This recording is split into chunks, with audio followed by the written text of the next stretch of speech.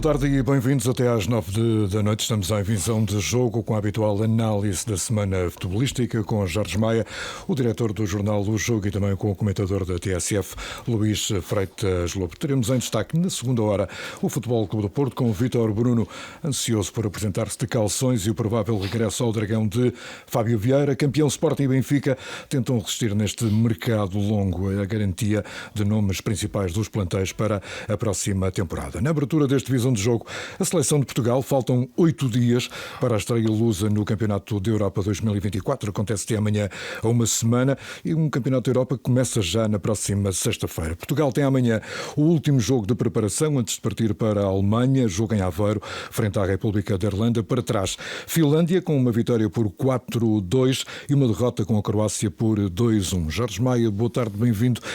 Soaram alguns alarmes, há motivos de tanta preocupação. Não está preocupado Roberto Martínez? Olá, boa tarde a todos. Não está, de facto. Há pouco tempo acabou de dizer que foi um excelente teste. É possível percebê-lo como um excelente teste no sentido em que de facto testou aquilo que há muitos de nós já avançávamos como sendo necessário testar, que era testar a seleção nacional frente a um adversário que lhe colocasse problemas na defesa. A Croácia colocou muitos problemas na defesa a Portugal. Nesse sentido, serviu para, se a ideia de que foi um excelente teste é um teste que serve para identificar onde é que estão os problemas, acho que sim, foi um excelente teste porque identificou vários problemas, muitos problemas.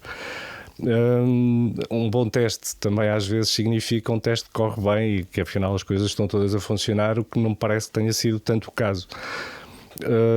Portugal teve vários problemas, em particular na primeira parte. Foi muito fácil para a Croácia ultrapassar aquela primeira linha de pressão, e quando lhe chamo primeira linha de pressão, se calhar já estou a ser um bocadinho generoso, porque a pressão foi muito ligeira. E colocou várias situações de perigo na área portuguesa. Foi muito fácil explorar situações de vantagem, situações de igualdade com a defesa portuguesa. Palhinha teve um trabalho hercúleo ali no meio, em que muitas vezes se notou a dificuldade para chegar a tempo às jogadas. Acho que exagerou um bocadinho no recurso aos carrinhos, mas até isso mostra até que ponto ele teve dificuldade para chegar a tempo aos lances, de os travar, de impedir que eles chegassem até uma zona mais perigosa. Acho que João Félix não esteve, ou não está provavelmente no seu melhor momento de forma. Não participou muito na manobra defensiva. O Bernardo Silva na primeira parte também não participou muito nessa manobra, e isso acabou por expor a defesa portuguesa. Ou seja, não é um problema da defesa especificamente, do setor defensivo, é um problema da forma como a equipa defende, e que neste caso foi muito exposto pela Croácia. Nesse sentido, acho que foi um teste que mostra que é preciso trabalhar de outra forma todo o processo defensivo da equipa. Luís, detectas também este tipo de problemas? É bom que eles aconteçam agora. Sim, é verdade. Em primeiro lugar, boa tarde e um grande abraço a todos. Sim, é verdade, e de facto, até mesmo no jogo anterior, frente à Finlândia, viu-se que, eu diria mesmo, a satisfação do Roberto Martínez por ter sofrido 2 golos. É o quarto jogo a sofrer 2 golos. Sim, mas estou a dizer isto sem ironia, porque a satisfação dele é que ia ter ali algo para falar aos jogadores e mostrar aos jogadores é que está como os erros foram cometidos e porque foram cometidos e porque é que existiram desequilíbrios defensivos. Porque nos jogos anteriores a nossa superioridade era tanta que era difícil encontrar alguém que provocasse erros defensivos ou que nós os cometêssemos sem ser forçado a isso, não forçados. E, portanto, viu-se como ele deu importância a isso. Aliás, eu achei curioso, logo na flash, como ele falou, estes 2 golos são importantes terem aparecido agora. Porque, vamos ter aqui qualquer coisa que falar. Para falar. Pronto, agora, depois de mais dos 2 golos, tem um jogo inteiro para falar, que é o jogo da Croácia. E acho que Portugal precisava disso. Aliás, já falámos nisso ao longo das nossas conversas, não só agora, mais recentemente, como ao longo Sim, a semana passada falávamos do tal Sim. primeiro choque. Sim, o primeiro mais a choque, sério. e mesmo durante a fase de apuramento falei muitas vezes nisso, que era importante a seleção treinar aquilo que é hoje, na minha opinião, decisivo no momento do jogo, que é a transição defensiva, a reação à perda da bola, frente a adversários que de facto nos podem ferir verdadeiramente. Podemos sofrer um gol ou outro, naturalmente, como sofremos contra a Finlândia, ou podemos sofrer um gol da Eslováquia, e outras equipas também criarem oportunidades, mas uma coisa é um jogo inteiro em que percebemos que a nossa transição não está a ser feita da melhor forma, a reação à perda da bola. E esse momento em que se define se pressionas logo ou se recuas e organizas um momento defensivo, aqueles 7 segundos que são decisivos, ou para roubares a bola, ou para te reequilibrares defensivamente para evitar o perigo adversário de te apanhar desequilibrado. E nem uma coisa nem outra frente à Croácia. De facto, o momento da perda da bola foi um momento em que a equipa de Portugal ficava desequilibrada e a pressão não aparecia na frente, e quando falo na pressão é o processo todo, como o Jorge dizia. Não estou a falar na defesa, porque a defesa no fim acaba por ser a última vítima tática deste problema, que depois também se notava no meio-campo, em termos de zonas de cobertura. E a Croácia, que é uma excelente equipa naturalmente e com grandes jogadores no meio campo, o Brozovic, o Kovacic e o Modric jogam por dentro dos blocos adversários, não é? Portanto são de facto jogadores que sabem jogar por dentro do bloco e por dentro da pressão adversária. Terá sido também para a Croácia um excelente teste. A Croácia que tem um grupo incrível, sim, é um grupo muito difícil, terrível, com a Espanha, Itália e a Albânia também. E vês que aqueles jogadores, mesmo passando os anos, continuam a ter uma coisa que é fundamental, é a gestão do tempo. Sabem jogar cansados, talvez até baixem muito o ritmo do jogo em determinado momento e baixam o seu próprio ritmo, e isso tira-lhes intensidade, e acho que isso notou-se ali um pouco no início da segunda parte, mas rapidamente resgataram o chip e marcaram. E portanto eu acho que este jogo é o jogo que sim, vai dar para... não é para preocupações, dá, claro, para preocupações, mas dá sobretudo para fazeres o diagnóstico e as análises e falar com os jogadores com casos práticos à frente, porque os jogadores em geral são mais sensíveis apenas àquilo que vêem, àquilo que sofrem, e não apenas àquilo que dizem que pode acontecer, mas eles não viram na prática, não é? Portanto, é como nós estarmos a ver o céu limpo e dizer que vai chover, tu não vais acreditar, não é? O jogador é mais ou menos a mesma coisa. Mas tiveram uma noção de que as coisas não correram bem e que havia necessidade que a qualquer de momento as nuvens podiam chegar e chover forte, e portanto e acho que este jogo teve essa importância. Agora perguntas, mas era necessário perante estes jogadores com esta qualidade, com esta maturidade, com esta densidade competitiva como a seleção de Portugal, ser sujeitos a este teste para perceberem isso?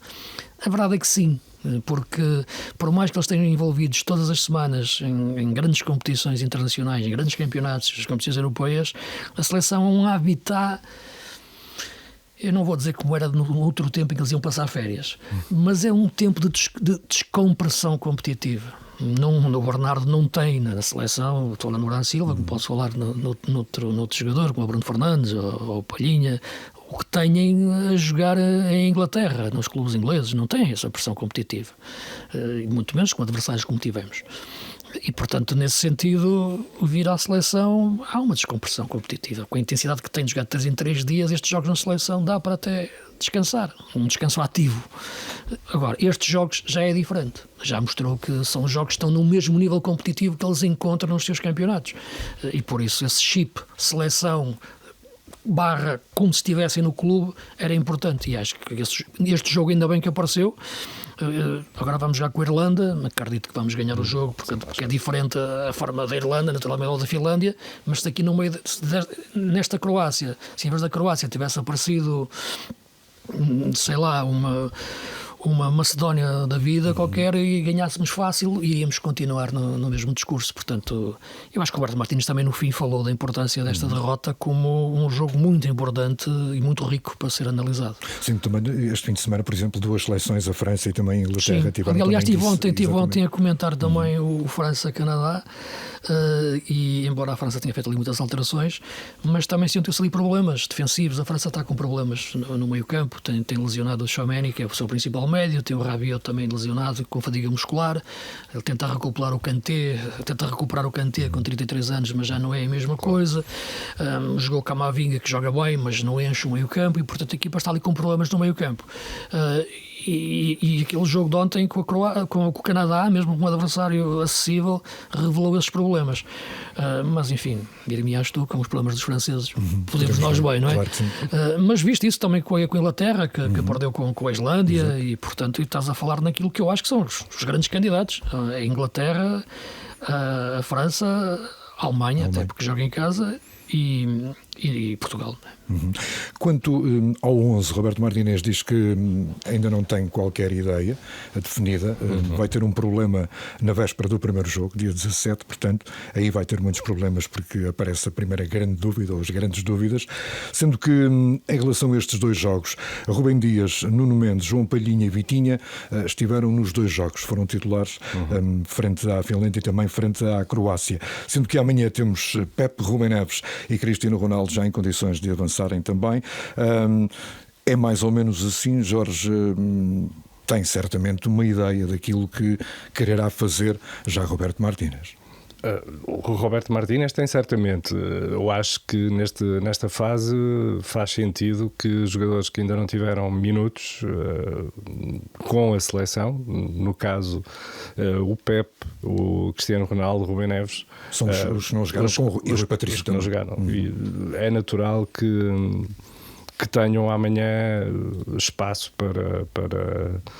para terem minutos e para jogarem. Não tenho a certeza se isso vai provocar uma alteração considerável no comportamento da equipa. Sei que a Irlanda é um adversário muito mais acessível que a Croácia e, portanto, não vai permitir tirar o mesmo tipo de conclusões sobre eventuais dificuldades de organização defensiva e transição defensiva. De resto, acho que não prevejo muitas surpresas, mas prevejo algumas estreias nesse sentido. É provável que o Rui Patrício também tenha a sua oportunidade na baliza. Já jogou o José Sá, já jogou o Diogo Costa. As laterais os jogadores têm atuado, aí a escolha pode ser por jogadores que tenham menos desgaste físico nesta fase, mas também acho que começa a ser necessário neste último jogo, e começa a ser preciso que se comecem a definir posições e que se comece a definir um 11 de facto. E nesse sentido, parece-me, por exemplo, o Bernardo Silva, Bruno Fernandes. Por exemplo, no meio-campo do último jogo, Bruno Fernandes, João Palhinha e Vitinha. Fechavas este meio-campo? Sim. Acho que é, sim, acho que o Vitinha esteve bem no jogo com a Croácia. Foi muitas vezes, como o Luís disse há pouco, foi um bocadinho engolido pelos jogadores fantásticos que a Croácia tem naquela zona de meio campo, e acabou por também não participar tanto na transição defensiva, e era muito importante que participasse, porque eu senti muitas vezes o Palhinha muito sozinho a tentar fazer a recuperação de jogo e a tentar impedir que o futebol da Croácia chegasse até à defesa portuguesa. Mas acho que esse meio campo, sim, é um meio campo que faz sentido. A entrada do Ronaldo faz adivinhar Bernardo Silva à direita, talvez João Félix. Eu tenho muitas dúvidas sobre João Félix em relação à capacidade física, ao momento em que ele está física e se calhar até psicologicamente, mais uma vez está com uma situação relativamente indefinida na sua carreira, e isso também não pode ajudar. Acredito que não seja uma ajuda para um jogador que precisava de encontrar estabilidade também para confirmar todo o potencial que nós sabemos que ele tem. De resto, não vejo assim grandes alterações. Imagino que Pepe vá jogar, e imagino que jogue já com o Rubem Dias, porque acho que muito provavelmente com o Pepe em forma será esse o eixo da defesa portuguesa. E creio que é mais ou menos por aqui, por estas linhas, que Portugal deverá jogar amanhã. Luís, tens dúvidas nesta altura ainda? Fazia já aqui um 11 para o primeiro jogo? O jogo do europeu, não sim, o próximo, não é? Sim. não anda muito longe daquilo que temos visto e eventualmente a questão que se pode colocar mais é até o lado esquerdo do ataque, embora a prevalência do Rafael Leão parece-me ser neste momento mais diferenciadora na forma de jogar, porque é mais veloz do contra-ataque e pode, em momentos de profundidade, ser mais útil do que eventualmente o João Félix, pelas características e pelo momento que atravessa. A questão do meio campo parece-me clara. Acho que se perguntar um jogador insubstituível para Roberto Martínez, Palhinha. Acho que todos os outros 10 ele encontra alternativas. Para Palhinha que não. Não nas características do Palhinha e não nas opções de jogo dele. Há um jogador, no entanto, que no ataque eu tenho a tentação e tenho a vontade de ver jogar de início, mantendo o Bernardo e entrando o Cristiano, que é o Jota.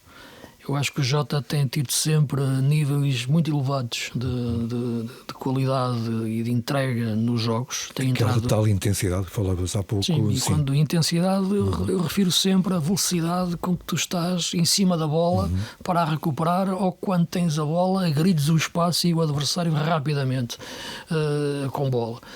Isto de facto é importante. Isto é que é a intensidade, não é um conceito abstrato de andar a correr pelo campo todo atrás dos adversários, até mesmo das bolas que já saíram. Não, a intensidade é uma questão tática de reagir onde está a bola, tendo a sua posse ou não. E esse encurtamento o Jota está a fazer bem, e depois a atacar, mesmo que ele arranque desde a esquerda, não é uma posição nova para ele. Aliás, até acho melhor do que a de jogar a ponta de lança. Aliás, já foi utilizado nestes jogos de preparação nessa posição, onde ele já fez também no Liverpool, mas nunca fez bem. Ou melhor, nunca fez da melhor forma, porque ele joga bem. E acho que a possibilidade de ele jogar na esquerda, nesta altura, vendo o que é o futebol de piques, essencialmente o Rafael Leão, vendo o que é o futebol que sabemos que pode ser qualquer coisa a qualquer momento dali, mas muito irregular e inconsistente de João Félix nesta altura, eu gostava de ver o Jota a partir daquele espaço. Eu não sei se o jogo com a Irlanda pode ser um bom ensaio para isso acontecer no jogo com a Chequia, que é o nosso primeiro jogo. De resto, não vejo grandes mudanças. O meio-campo é este e a defesa também, tendo em conta a questão particular do Pep, que acho que pode estar pronto para o primeiro jogo, mas acho que dificilmente será pronto para o segundo. Para amanhã está, e confirmou o quando eu Roberto digo, sim. Quando é 3 em 3 dias, não é? Exatamente. Em relação à questão Cristiano Ronaldo, não foi muito falada porque já se sabia que iria estar fora dos 2 primeiros jogos, dos 3 particulares, antes do Campeonato da Europa, mas quando se percebeu que Cristiano Ronaldo chegou à concentração da seleção, que Cristiano Ronaldo está pronto, muita imprensa europeia levanta a questão de Cristiano Ronaldo. Joga a titular, merece ser titular, o que perde, o que ganha a seleção com Cristiano Ronaldo no 11. É a questão que, portanto, nesta altura também já faz correr muita tinta, como é habitual. Jorge, na tua ideia, Cristiano Ronaldo é para o 11? Na minha ideia é para o 11, sim. Acho que apesar de termos que descontar os números que ele conseguiu registrar este ano no campeonato da Arábia Saudita, o facto de ser na Arábia Saudita não é o mesmo que marcar aqueles golos ou fazer aquelas assistências numa liga de primeiro nível. Acho que, apesar de tudo, o Cristiano Ronaldo também dá à equipa ainda coisas que poucos outros pontas de lança dão, nomeadamente na relação mesmo com o golo, que a maior parte dos pontas de lança que nós temos não dão. Há outras coisas que dão mais que o Cristiano. Acho que, por exemplo, Gonçalo Ramos participa muito mais no processo defensivo do que o Cristiano Ronaldo. O Jota, se jogar naquela posição, também dá mais. Mas depois, na relação com a baliza, eu creio que o Cristiano Ronaldo ainda é o melhor goleador que Portugal dispõe, e isso é importante. Também o estatuto que tem, mesmo junto das defesas, apesar de tudo ainda tem, acho que também facilita alguma coisa, sabendo ele utilizar esse estatuto não apenas para procurar a baliza, mas para procurar espaços para os companheiros poderem aparecer. Isso vai depender muito também daquilo que for o Cristiano Ronaldo e da atitude que ele tiver em jogo. Luís, um minuto. Percebi já há pouco pela questão que fiz, que tens a ideia de que Cristiano Ronaldo vai avançar para o 11.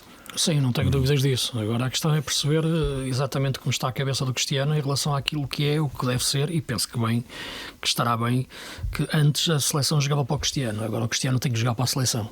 E jogar para a seleção tem a ver muito com isto que o Jorge referia, é abrir também espaços para aquilo que é aparecer o Bruno, que é aparecer o João Félix, que é aparecer o Rafael Leão, que é aparecer o Bernardo, e é também ele como homem de área, e não estar a desgastar, a ir buscar a bola para outros espaços, muito menos em largura. E portanto, nesse sentido, não tenho dúvidas que será a aposta de Roberto Martínez, e faz sentido. Mesmo que o futebol árabe, naturalmente, sabemos bem, é um futebol muito longe do nível europeu.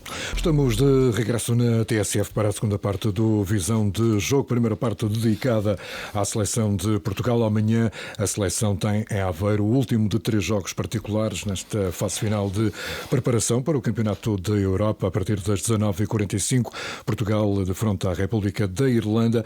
Jogo com relato para acompanhar na TSF de amanhã. Uma semana estreia no Campeonato da Europa. Portugal-Chequia também tudo para acompanhar na TSF este Euro 2024 com a reportagem de António Botelho, o enviado da TSF. Uma primeira parte dedicada à seleção e o Campeonato da Europa que começa já sexta-feira. Ainda vamos no final, de uma forma mais abrangente, olhar já os primeiros jogos do Campeonato da Europa. Começa já então esta semana, na sexta-feira. Agora entramos nos clubes e no Futebol Clube do Porto e vamos começar pela apresentação de Vítor Bruno. Semana passada havia aqui ainda alguns ses nesta questão, agora é tudo confirmado e eu queria começar, Jorge, pela apresentação, precisamente, pelo discurso de Vítor Bruno, por este pontapé de saída. Foi um bom pontapé de saída?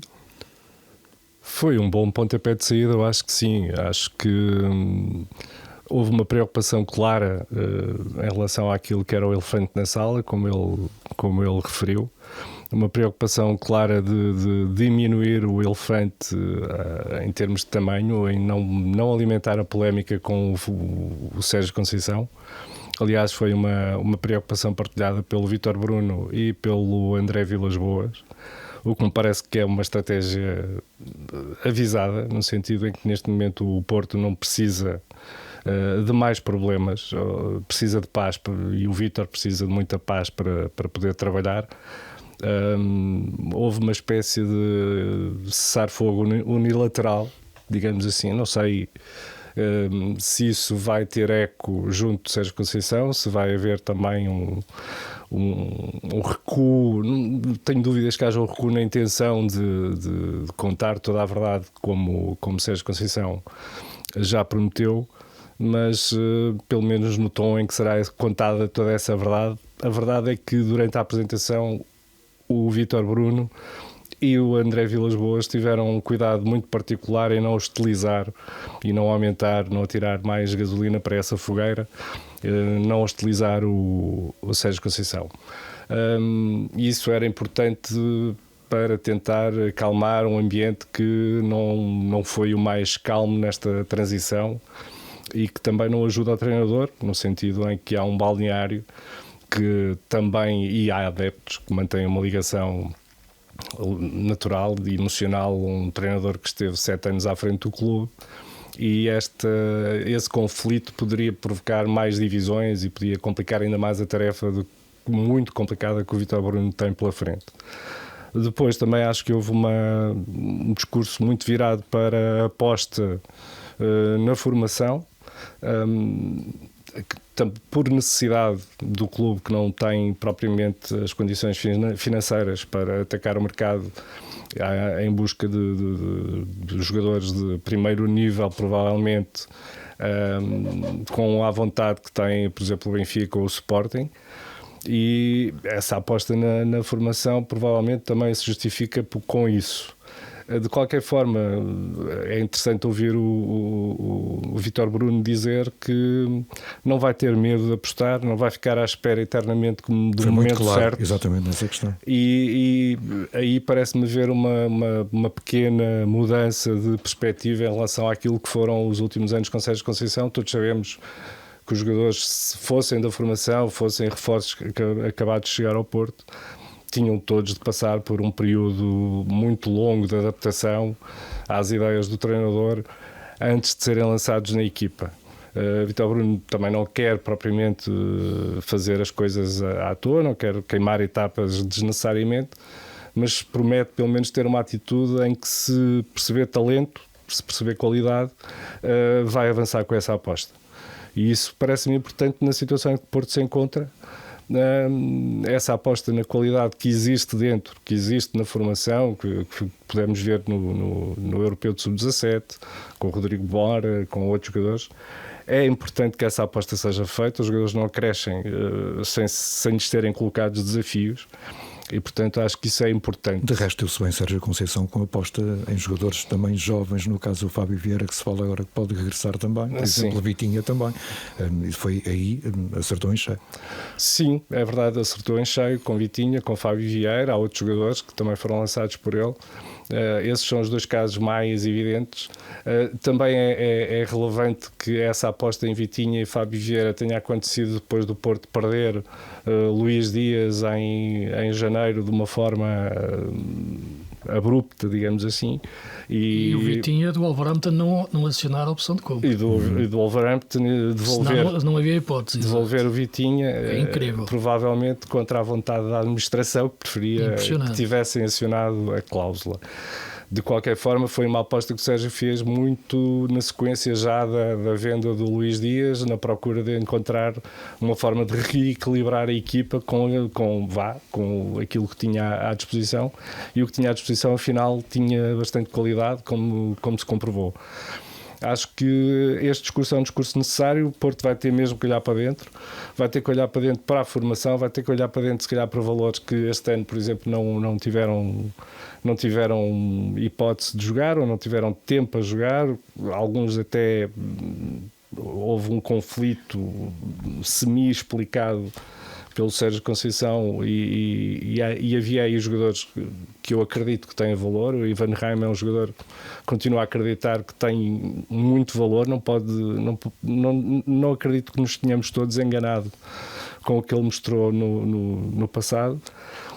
E, portanto, todo esse olhar para aquilo que existe, e também me parece ser um bom princípio de conversa por parte do Vítor Bruno, falar disso e prometer essa aposta na formação. Luís, esta primeira impressão, que é sempre importante, do Vítor Bruno, da apresentação, das ideias que ele tem, é um profundo conhecedor do clube, toda a realidade. Ficas também com esta ideia, um bom pontapé de saída de Vítor Bruno?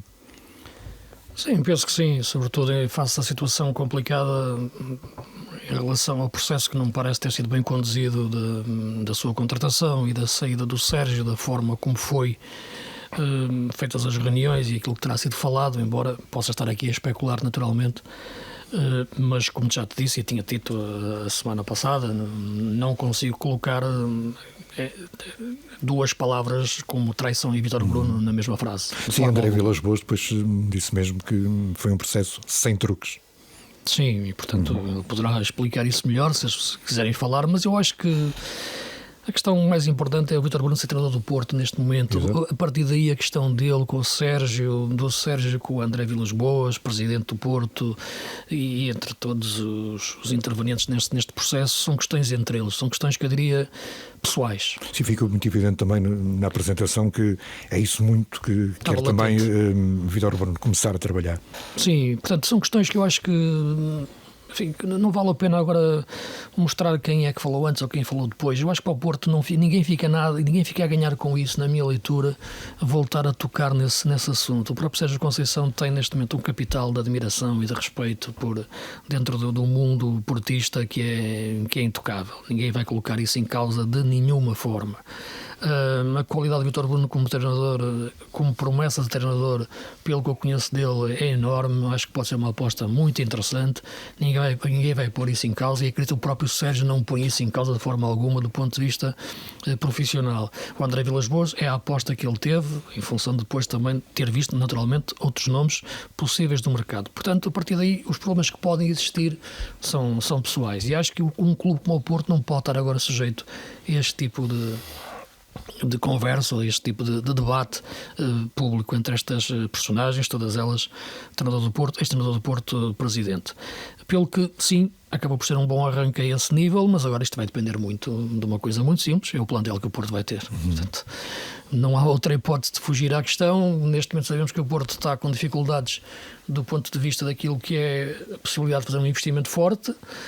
O poder recorrer à formação, a alguns talentos da formação é importante, sim, mas há jogadores e há posições em que a qualidade tem que já ser indiscutível, e isso não é fácil o Porto neste momento adquirir. Vai ter que ter essa inteligência, esse engenho financeiro. Ser muito cirúrgico e criativo ao mesmo tempo. Sim, essa criatividade financeira, não é? Essa engenharia financeira, melhor dizendo, e ter depois também a prospeção, não falhar e não ir atrás do óbvio, não é? Mas procurar sobretudo, porque o óbvio é muito caro, mas sobretudo jogadores que possam ser de facto ainda não vistos, ou pelo menos não descobertos de uma forma tão evidente pelos grandes, pelos tubarões, mas que podem ter um rendimento muito alto. E o Porto já teve no passado grandes exemplos disso. Portanto, vai depender muito deste plantel que o Porto consiga fazer, aquilo que pode ser o êxito do Vítor Bruno, que não podia dizer que não. Uma proposta dessas, ninguém diz que não. Uma hipótese de ser treinador do Porto, ainda para mais na fase da carreira de arranque em que ele está como treinador principal. Portanto, é uma proposta irrecusável. E nesse sentido vejo nele essa capacidade, mas é o que eu te digo, é muito prematuro, porque vai depender muito daquilo que o Porto conseguir fazer e souber fazer, porque é o que pode, o dinheiro permite, mas depois também, não havendo esse dinheiro todo, saber ir buscar jogadores, como houve no passado recente e capazes de ganhar campeonatos, como conseguiu com Sérgio Conceição. Dentro deste tema, Sim. o regresso de Fábio Vieira seria certamente muito bem-vindo para o Futebol Clube do Porto. Saiu há 2 temporadas por 35 milhões, com dificuldades em impor-se na equipa do Arsenal. Essa seria certamente uma excelente oportunidade. Seria. É um dos tais casos, aquilo que eu digo muito sempre, as equipas grandes, os gigantes do futebol internacional, compram tantos jogadores sem critério e depois, logo a meio da época, há uma série de peças soltas que caem. E eles têm que as encaixar em qualquer lado. Há alguém que tem que pegar nelas e às vezes ficar a pagar ali uma parcela só de salário e eles querem se livrar delas. Estou a falar assim do Fábio Vieira porque é o facto em relação àquilo que é o Arsenal, embora me pareça que ele tivesse valor para muito mais dentro do projeto do Arteta, mas a equipa este ano jogou muito bem, não é? Só perdeu o campeonato porque há um City de outro mundo, o Manchester City. Agora, é uma aposta interessante, é uma aposta que pode ser uma boa oportunidade de negócio, não sei em que modelos, em que moldes ele poderá ser feito, mas a construção da equipa do Porto tem que...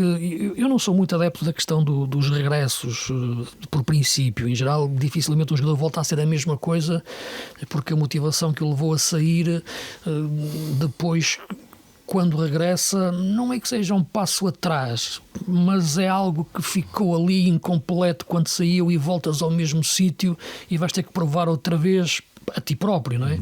Aquilo que consegues. Em geral, esses processos nunca são os melhores, mas a qualidade do Fábio Vieira está aí, é um miúdo ainda e poderá ser uma boa opção. O Francisco Conceição é um pouco esse caso e correu bem. Numa relação muito especial com o pai, não é? Claro, sim, não é? Claro que sim, mas também estava a dizer que correu muito bem o regresso dele do Ajax. Ele é um jogador neste momento muito diferente do jogador que foi para o Ajax. Muito mais. E é muito mais jogador. E jogou pouco no Ajax. Não é? E jogou muito pouco e agora também parece-me estar colocado perante uma decisão, mais uma vez, uma decisão importante para a carreira dele. Se vai... Há interessados de grandes clubes europeus.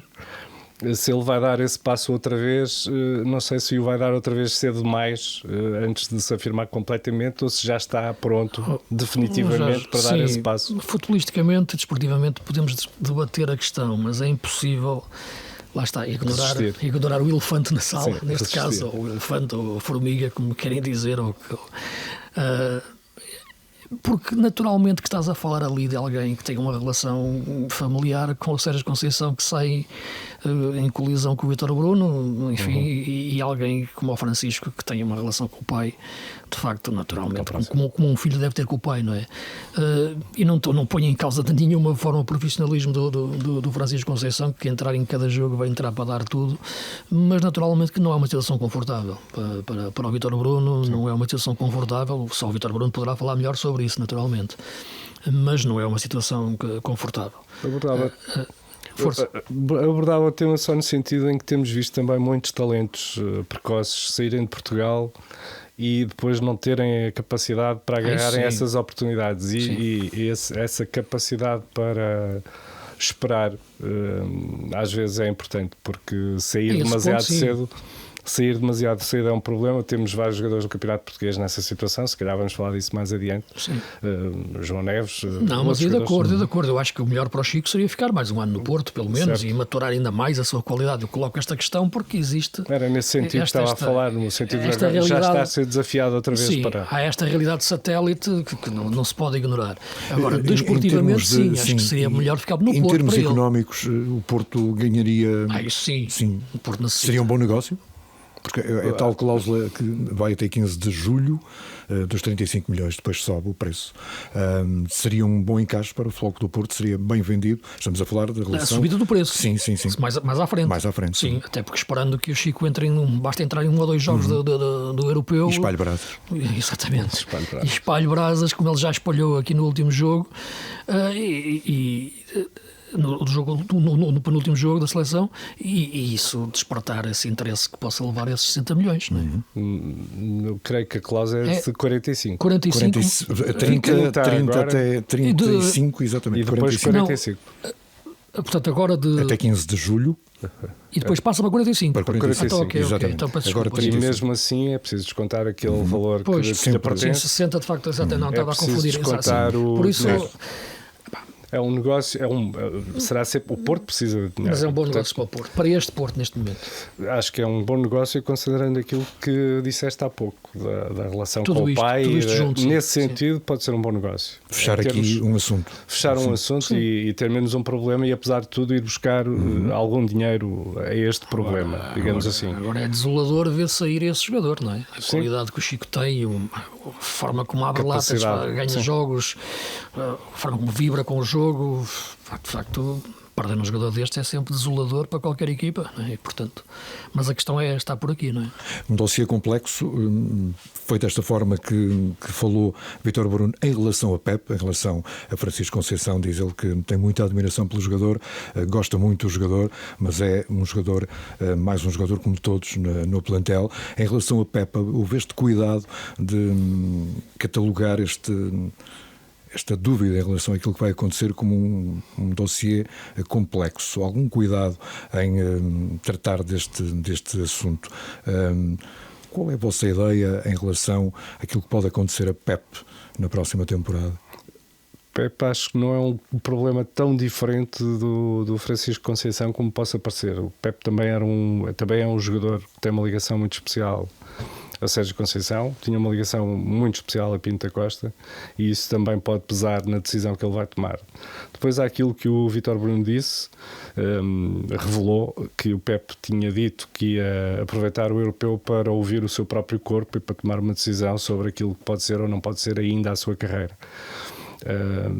É importante que ele ouça o corpo, de facto. Acho que neste momento o Pep, como o Luís também já disse, está numa fase em que o melhor nível dele acontece muito intercaladamente. Ele quando está a 100%, continua a ser um dos melhores centrais portugueses. Quando não está a 100%, isso acontece cada vez com mais frequência, não estar a 100%, cria um problema, porque um eixo defensivo onde falta um dos seus pilares essenciais é sempre um eixo defensivo que está sempre em mutação e cria instabilidade.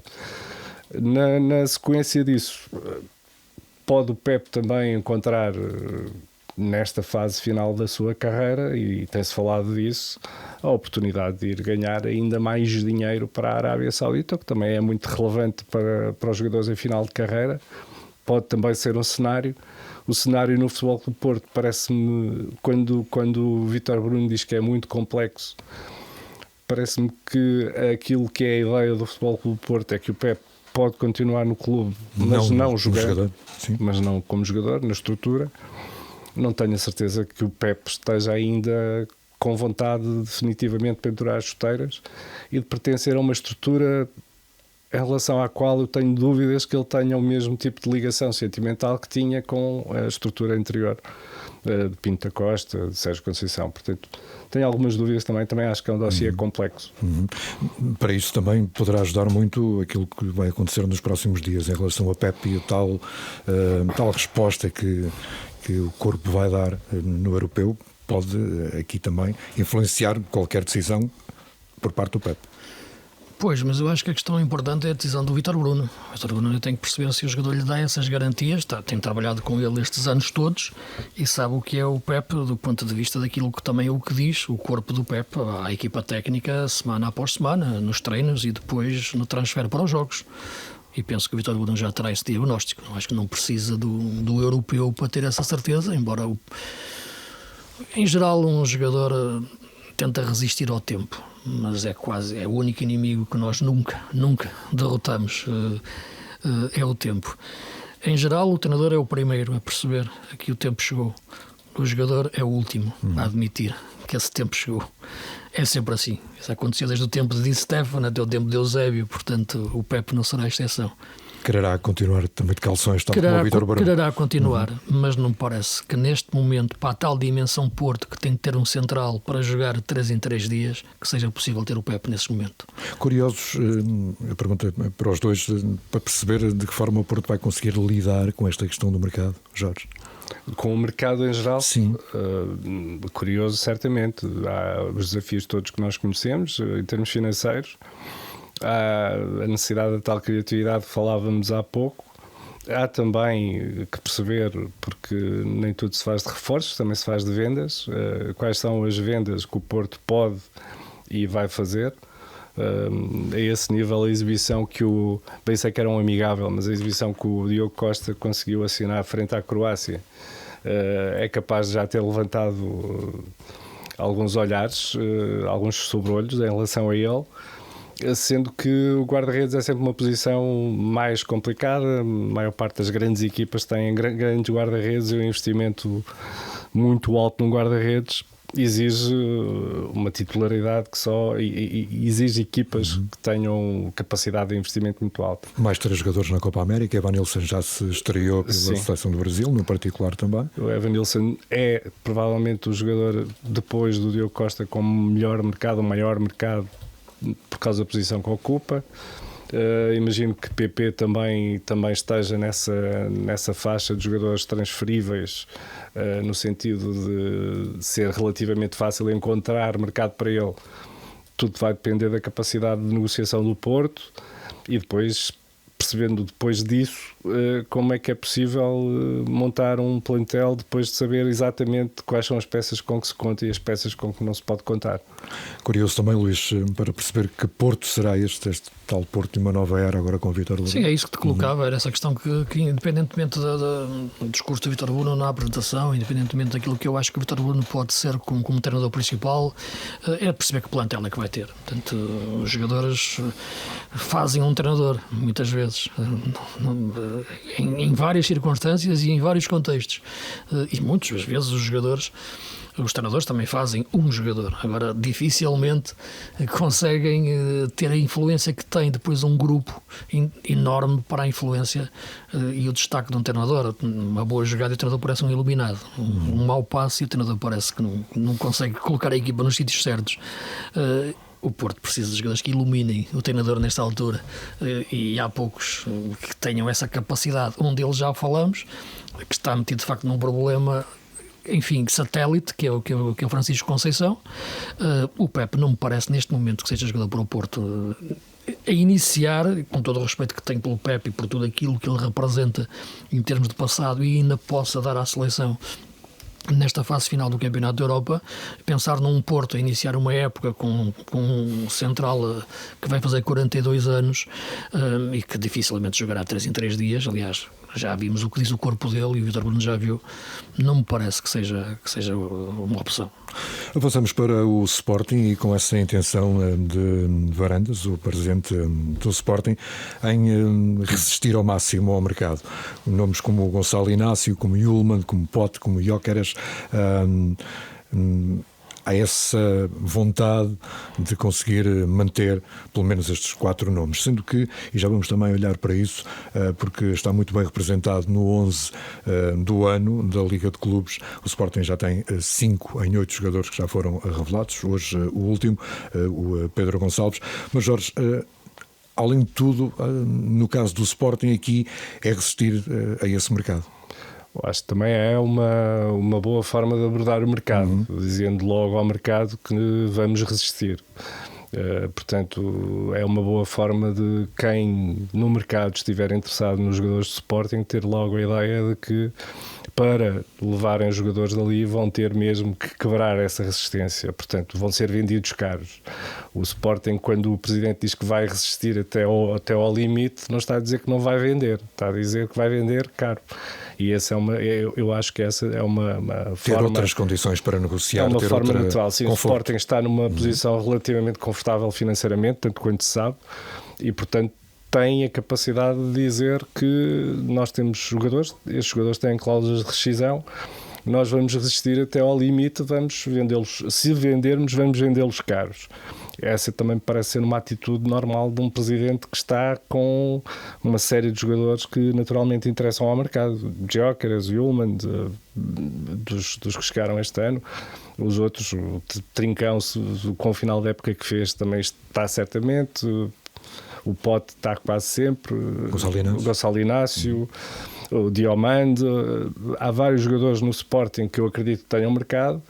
Também acredito que para o Rubem Amorim ficar no Sporting, depois de todos os episódios a que fomos assistindo na etapa final da temporada, lhe foram dadas algumas garantias de que seria mesmo, que iria mesmo haver essa resistência. Aliás, uma das preocupações que ele manifestou há algum tempo era a preocupação de ter que voltar a montar tudo de novo e ter que começar tudo do zero, porque perdia jogadores-chave como perdeu em anos anteriores e não estar muito disponível para isso. Eu acredito que para Rubem Amorim ter aceitado ficar no Sporting também lhe foi dada essa garantia de que o Sporting iria resistir até ao limite. E o limite não é necessariamente a cláusula de rescisão, mas é uma coisa lá perto, porque os clubes portugueses precisam todos de vender. E também é preciso considerar aquilo que os jogadores querem, porque se os Gyökeres tiver uma oferta de um clube grande, a vontade do jogador também é decisiva para aquilo que acontece a seguir. Portanto, acho que é um bom discurso de Frederico Varandas nesse sentido, no sentido de dizer quem vier pode trazer um cheque recheado ou então não vale a pena conversarmos. Chegamos aqui a este ponto, Luís, com a entrada de Frederico Varandas numa situação dramática para o Sporting em termos financeiros e consegue agora chegar a este ponto, ter aqui maior conforto de não estar com uma necessidade de vender, fazer aqui por vezes maus negócios, as coisas não saírem como é pretendido. E é este o grande objetivo, segurar aqueles que são as pedras principais. Sim, vamos ver.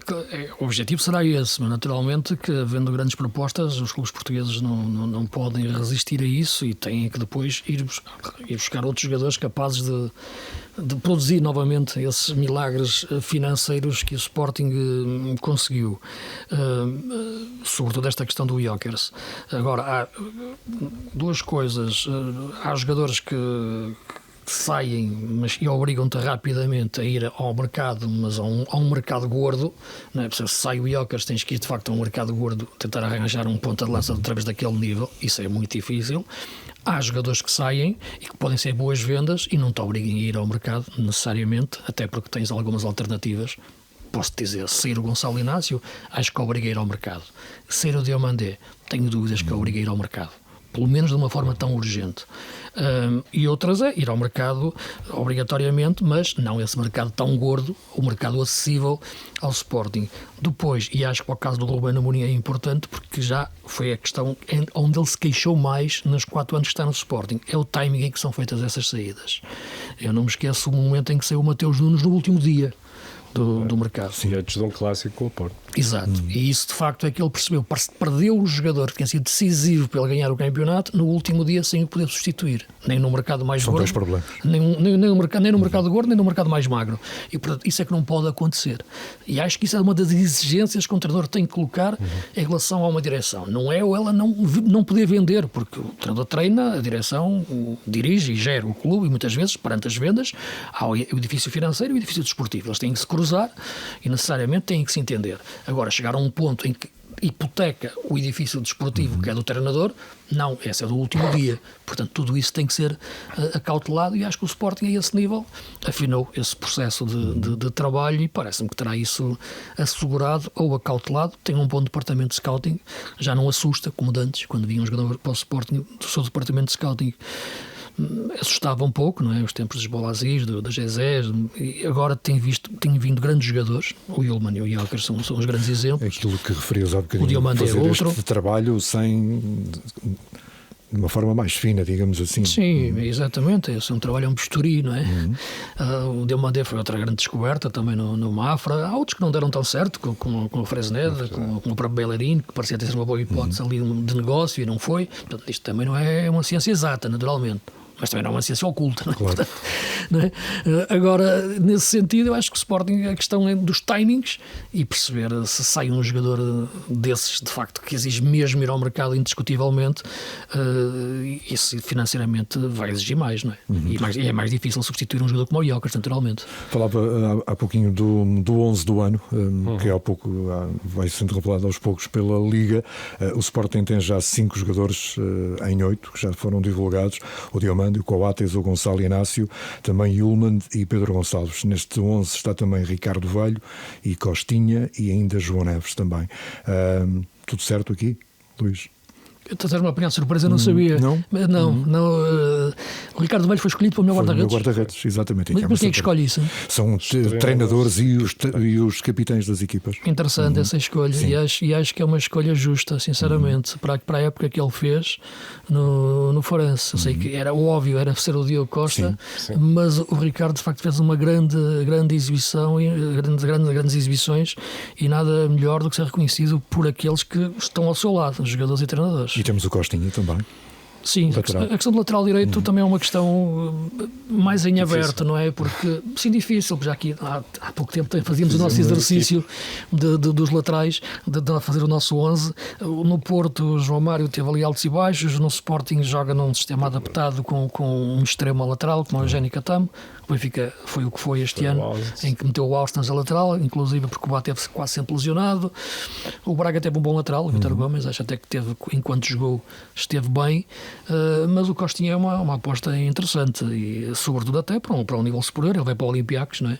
Devido ao acordo do Marinakis, não é? Que vamos lá ver se ele cumpre isso, se vejo o estádio do Rio Ave e as estruturas a crescer, e os jogadores também, mas sobretudo olhar para aquilo de outra forma.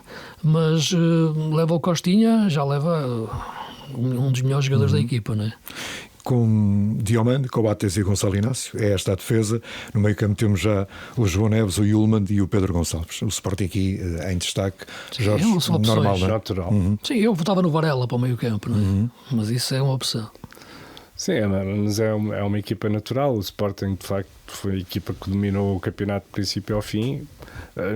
É natural que domine também esse 11, e há poucas posições aí para discutir. Não estou a ver, acho que dificilmente não vamos ver o Jokers nesse 11. Estou aqui a arriscar. Sim, mas sendo esses 3 médios faz sentido. Mas a ironia de vez aí, enfim, um pouco em relação, porque estávamos a falar do europeu, de ver o Pote, o Pedro Gonçalves, né? Exatamente. E eu vou perguntando, foi hoje. Que mais é que o Pedro Gonçalves tem que fazer para chegar um dia à seleção? Também está no não 11. Era o europeu, exatamente. esse se chama de uma vez. Sim, fazer parte da equipa. Agora temos o Benfica em destaque e há pouco já referia o Jorge, o João Neves, os tais 120 milhões, a Premier League com as grandes equipas muito atentas, mas aqui o Benfica também, para já, é essa a intenção, a querer bater o pé. Mais uma vez, eu também... Já vendeu por este preço. Já vendeu por esse preço, João Félix. Exato. Mais uma vez, eu acho que isso também faz parte da arte da negociação, não é? Dizer que nós não queremos vender uma coisa é o primeiro caminho para a pessoa que está do outro lado nos convencer e forçar a página a tentar convencer. Em relação ao João Neves, como disse há pouco, acho que é um jogador fantástico. Eu acho que João Neves é um jogador que tem fãs em todos os clubes, que é uma coisa que não é fácil para um jogador em Portugal ultrapassar aquela barreira clubística. Acho que João Neves tem fãs em todos os clubes em Portugal, toda a gente gosta dele, e não é gostar dele porque ele é muito simpático, é gostar dele pelo que ele faz, pelo que ele joga, pela simplicidade com que joga e sendo aparentemente simples aquilo que ele faz. É muito difícil fazê-lo da forma como ele faz. Acho que é um jogador fantástico. Acho que é cedo para sair do Benfica. Acho que ganhava, de facto, ele próprio, e agora falando dele próprio, ganhava certamente passando mais uma época no Benfica, crescendo como jogador também, crescendo mentalmente. Agora, 120 milhões para o João Neves, num clube que está habituado a fazer negócios desse calibre, não tenho a certeza que seja um preço proibitivo. Vai também depender um pouco daquilo que acontecer agora no Europeu. Ele não será provavelmente titular, mas se entrar e se fizer aquilo que ele costuma fazer, provavelmente 120 milhões acaba por não ser tanto como isso. E se isso chegar ao Benfica, não estou a ver maneira dele ficar. Aqui, Luís, teria o Benfica que ir ao mercado rapidamente para comentar uma potencial saída de João Neves e o tal mercado que tu chamas o tal mercado gordo, porque a vender João Neves o encaixe é grande. Sim, por esse encaixe, sim, teria que ir bem ao mercado, não é? Não poderia gastar tanto dinheiro, mesmo que não gastasse esse valor naturalmente, mesmo que gastasse um terço, teria que acertar. Mas vamos ver, eu acho que o João Neves também, há pouco falava o Jorge falava do Francisco Conceição poder e dever ficar mais um ano em Portugal, até em termos de crescimento esportivo. Eu acho que o João Neves encaixa na mesma leitura para mim. Embora não tenho dúvidas que ele pudesse chegar a um Paris Saint-Germain, eventualmente, pegando num dos clubes bombas atómicas que compram tantos jogadores e render, mas estamos também numa dimensão do futebol francês. Entrar já, por exemplo, num campeonato inglês dependia de que tipo de jogo e com que treinador ia jogar. Estava a entrar no City, estava, claro que sim. Não sei qual vai ser este Liverpool agora, na próxima época, com slot, mas nem vai ser o Manchester United agora, nem sei, o treinador ainda está em aberto. Sim. Portanto, também depende muito daquilo que é o modelo de jogo para o João Neves entrar porque ele ainda, parecendo que ser um jogador já acabado, ainda é um jogador em maturação de formação, para apanhar mesmo o embalo até à maturidade plena dos 26 anos. E penso que nesta altura é um passo que tem que ser dado com cuidado. Ainda aqui no Benfica, declarações recentes de Rui Costa a prometer um esforço orçamental significativo sem paralelo na realidade nacional. Estas contas vão ser apresentadas no dia 15 e levadas à votação em Assembleia Geral, um lucro de 4,5 milhões de euros, mas aqui um sinal claríssimo de um Benfica que está preparado para atacar o mercado. Eu creio que essas declarações tinham a ver com orçamento para o clube e não necessariamente para a SAD. Mesmo assim, tendo e sendo verdade que o Benfica no clube vai fazer um investimento sem paralelo na realidade portuguesa, como de resto tem feito ao longo dos últimos anos, o orçamento do clube vai sofrer alguns cortes e, nomeadamente, vai ter uma transformação muito importante, que é a passagem do futebol feminino para o âmbito da SAD. Perdão. Que me parece que pode ser muito importante para o desenvolvimento do futebol feminino do Benfica e que pode ser muito complicado para o futebol feminino das outras equipas, porque pode ajudar a cavar ainda mais o fosso que tem sido vincado nos últimos anos pelo Benfica. De qualquer forma, é impossível também não fazer essa leitura mais genérica para lá daquilo que é o orçamento do clube propriamente e não pensar naquilo que é o futebol e a SAD. E o Benfica tem feito um esforço financeiro todos os anos muito significativo. Nem sempre o investimento financeiro do Benfica tem correspondido àquilo que devia corresponder, ou que era suposto corresponder, que é uma hegemonia natural do futebol português. Esta época é um pouco exemplo disso? Esta época é um exemplo disso. Benfica acaba por ganhar apenas a Supertaça, fez um investimento tremendo. O Rui Costa, na entrevista que deu há cerca de 15 dias, 3 semanas, disse que esse investimento não foi feito todo com o objetivo da época 23-24, que era um investimento de mais longo prazo. É verdade que há valores que foram contratados naquela altura e que têm potencial, mas também são valores que já se começam a dar como possíveis saídas, como possíveis transferências. Portanto, não sei, imagino que o Benfica volte a ser o clube que vai investir mais. É muito importante também este ano para o Benfica ser campeão. É importante todos os anos, mas é importante este ano. Há eleições para no próximo, portanto, imagino que sim, que haja um investimento muito forte, até porque manter a aposta em Roger Schmidt, com toda a polémica que lhe teve associada e toda a contestação que teve associada por parte dos adeptos, implica da parte do Rui Costa a necessidade de lhe dar de facto todas as armas para ele poder triunfar, porque é uma aposta muito pessoal que coloca o próprio presidente um pouco na linha de fogo, parece-me. Portanto, acredito que o Rui Costa vai dar a Roger Schmidt tudo aquilo que ele puder dar para ele ter sucesso, e o sucesso de Roger Schmidt este ano é muito o sucesso do Rui Costa também. Mas a capacidade para investimento parece não faltar no Benfica. Agora, e pegando um bocadinho na época de que terminou, saber investir é fundamental. Sim, é saber investir, mas perceber também, e o Rui Costa também nessa entrevista falava que o investimento é feito, é feito num ano, mas não é para um ano, não é? Portanto, aquilo tem esse efeito deflagrado no tempo para depois dar um rendimento não só desportivo, como também depois de eventual retorno numa futura venda. Portanto, agora, o ponto de partida não pode falhar, não é? E no Benfica já falhou algumas vezes. Agora, o que me parece é que uma coisa é olhar para tudo isto como ótica de negócio, outra coisa é olhar para isto como uma ótica de reforço que a equipa necessita.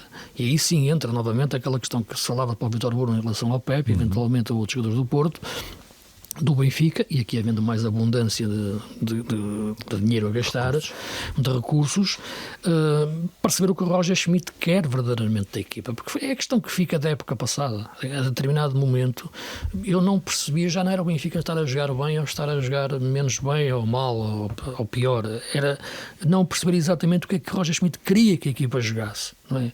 Portanto, em determinados momentos, onde queria que pressionasse, onde queria que saísse no processo ofensivo, por onde queria ferir o adversário, a que tipo de movimentos queria que fizesse em diagonal não tanto o Di Maria, porque o Di Maria era mais previsível. Vamos perceber quando jogava com o David Neres ou jogava com o João Mário a puxar o jogo dentro, muitas vezes que relação havia também com o corredor interior.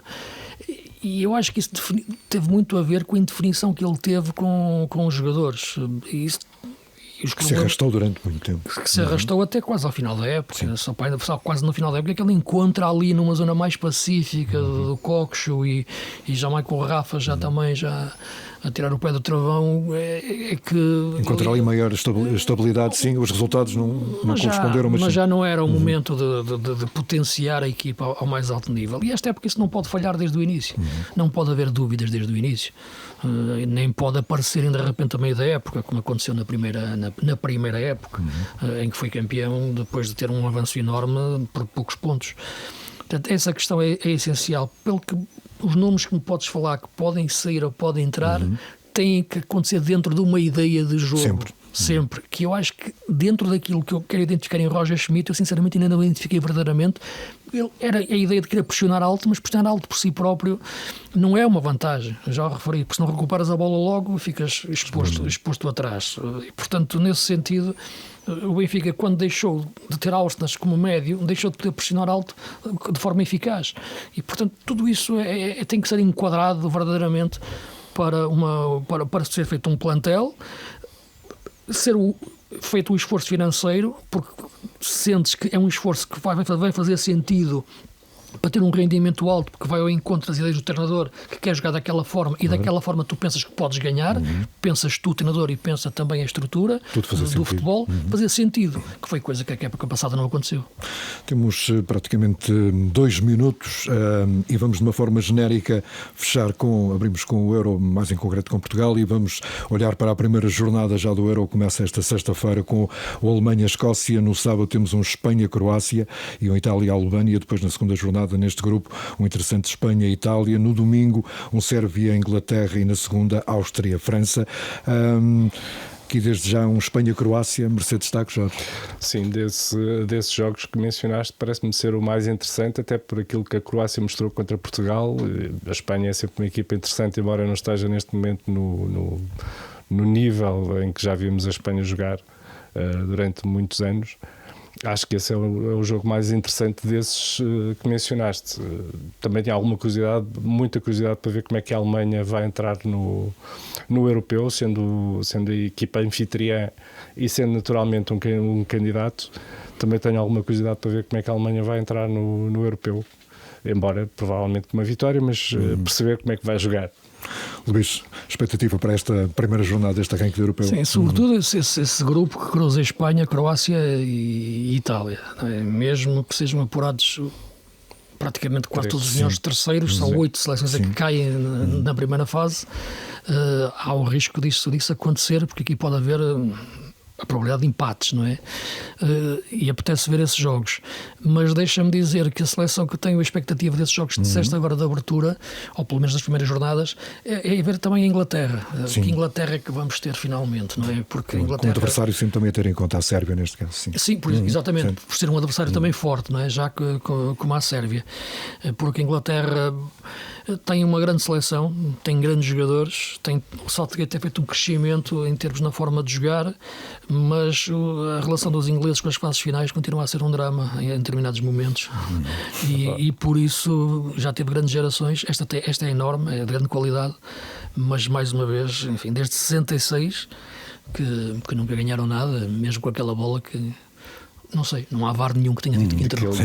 Estamos quase a ver isso tudo. Luís Freitas Lobo, Jorge Maia, foi um gosto, muito obrigado. Apoio técnico de José António Barbosa, suporte vídeo de João Vieira. Na próxima semana, a visão de jogo é especial. Sobre o Euro estaremos pouco tempo antes do jogo de estreia de Portugal, à frente à Chequia, por isso a próxima visão de jogo será na terça-feira à tarde. A continuação de uma boa semana.